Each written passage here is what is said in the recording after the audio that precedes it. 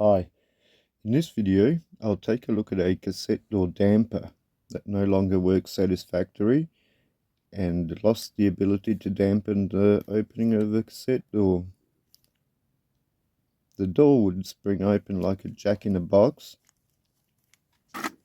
and since the deck was being adopted, I thought I should sort this out. This deck uses a pneumatic piston as a damper. Other decks might use a gear like this, and that's filled with a high viscosity grease, and that provides the needed resistance. Older decks might use a flywheel as a damper, like here. Open the cassette door. What is that sound that it makes? Let's have a look. As far as that sound that it makes when you open the cassette door, can you see it? That's what it is.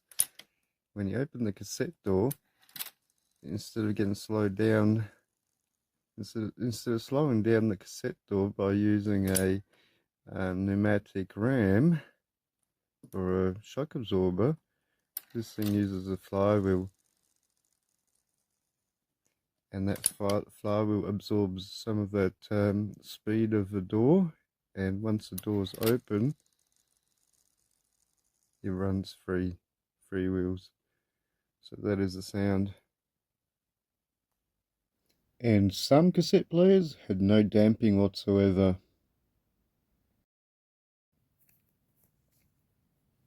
To get to the damper, the screws and the spring, I had to remove the mechanism from its chassis. And that's pretty easy with Yamaha cassette decks of this vintage.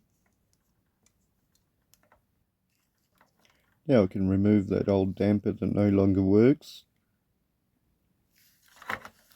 And it was just a matter of unscrewing this one, removing it and replacing it with a known good one.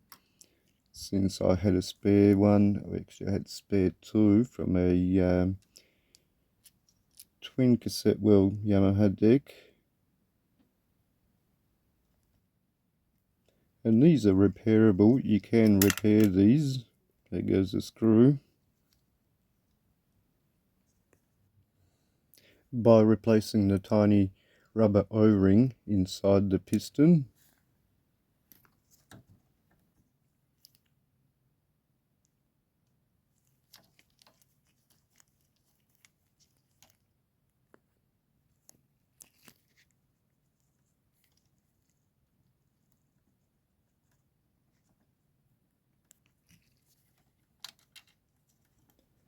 Unhook it from the cassette door.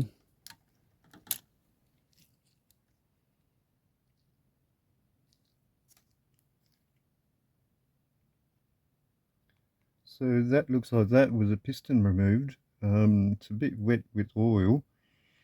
Obviously needs a new O-ring there at the end.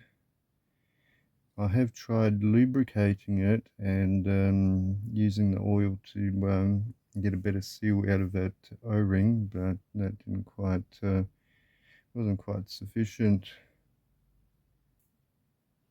And I've got that old one off. Put it there for now.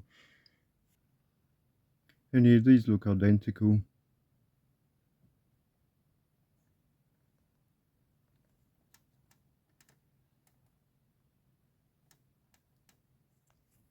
So now it's just a matter of fitting that screw here. That screw into the mech chassis and throw that spring on that lever there.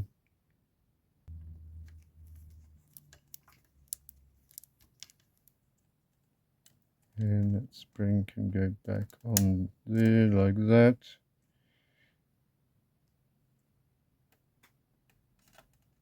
And that's better already. And now relocate this end of the spring where it was originally. And that's the whole job.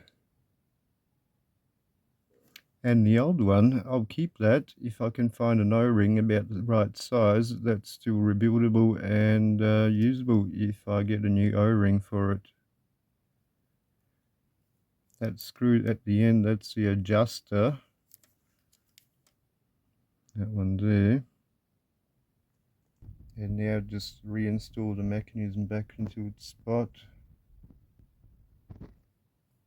And this mechanism actually has locating dowels here and there. When it's in, you know it. So like that, there's only 4 screws holding the whole mech inside the chassis there. So let's have a look at now.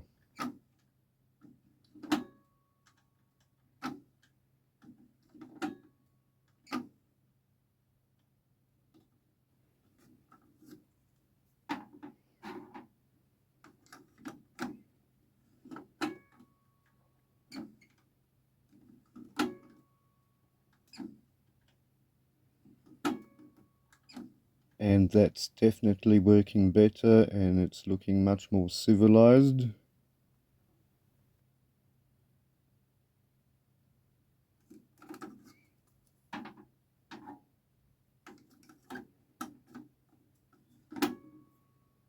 Thank you for watching, and see you in the next one of the previous videos.